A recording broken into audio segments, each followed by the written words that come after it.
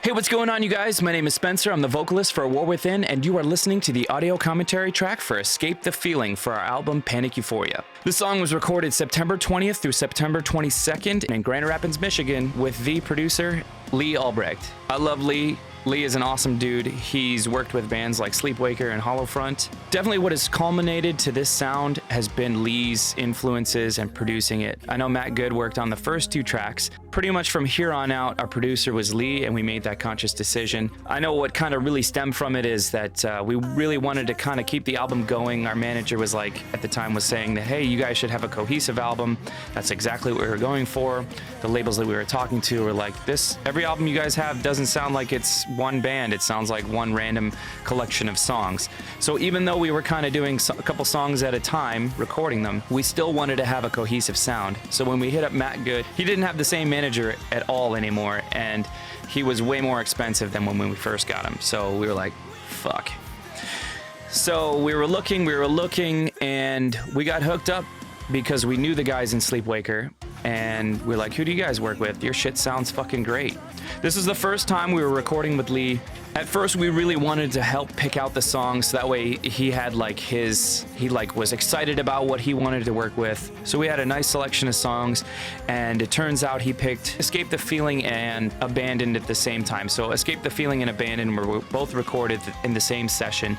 This was the first time I've ever screamed on a track. You could technically say that some of the other vocals that I've sang were still harsh, but this is the first time I legit was testing out my scream vocals, and I'm glad that we made them because now a lot of our songs, including some songs to come, have a lot more screams in them. This again was the third single, and it also hit 100K streams since its release. I didn't want the album to be completely negative or like a fuck you scenario or like a we're standing against the man situation. So I wanted to write about the most positive thing in my life, and that is now my wife, who wasn't my wife at the time. It's my wife, Renee. She's the person who shoots pretty much every single one of our music videos.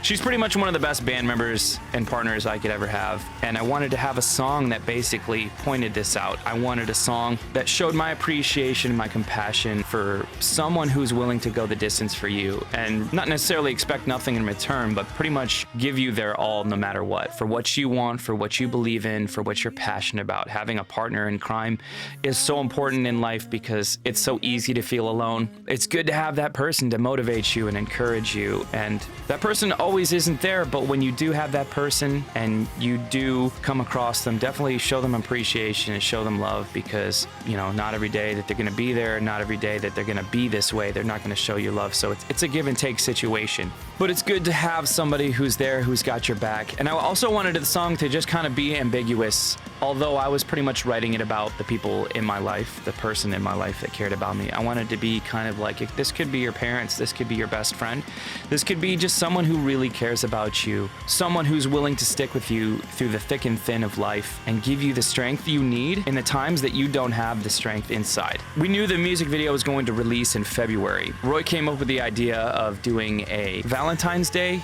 kind of theme. We were like, we're kind of like a dingy, not good looking band, and we're a metal band. You got to look like you're pissed off and dirty and aggro and aggressive as fuck. So we wanted to do almost the opposite. We were doing something where we looked very flashy and very put together, something very sweet and not really considered metal. So it was really based around Valentine's Day, and we had roses that Roy set up in his basement that were just hanging from the ceiling. If you haven't seen the video, there was the aerial shots that we did with the pedals dropping that we wanted for the breakdown. Fun fact about the pedals is I'm pretty sure they came from China, and at the point where we were dropping them on us, we'd have to pick them up off the ground, off of Roy's basement floor that was probably never ever cleaned because it's a basement. Second of all, the flower petals themselves just smelled nasty as shit. And so I'm the only one that has to sing, and as I'm singing up into the microphone, into these flower petals, they're falling into my mouth. I just imagine that for a moment, and just imagine how they tasted. I wish I could describe to you the smell, even though this has kind of been a long time ago, but it was nasty. It was pretty nasty. There was two big bags bags, maybe like 3-4 gallon bags, holding all these pedals. As we dump each bag throughout the course of the breakdown, we'd have to stop and set up again, and we'd have to pick them all up. We'd have to pick up every single pedal because we needed it for each shot, and since there was only 3 of us in the band at the time, we needed it for at least a couple shots for each of us, so it's 3 times however many shots we got. It was a pain in the ass to clean that shit up.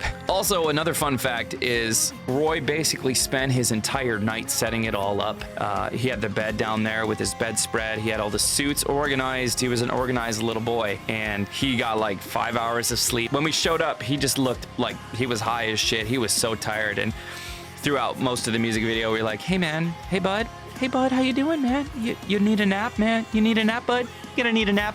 We were just making that joke the whole time. I'm pretty sure a lot of this stuff is on our behind the scenes, so if I haven't mentioned anything cool like that, go check out our behind the scenes. So that's the audio commentary for our song Escape the Feeling from our album Panic Euphoria. If you haven't checked out any of the songs or any of the videos, please follow us on Spotify or YouTube and make sure you check it out. Thank you guys so much for listening, and I'll catch you for the next one. Peace.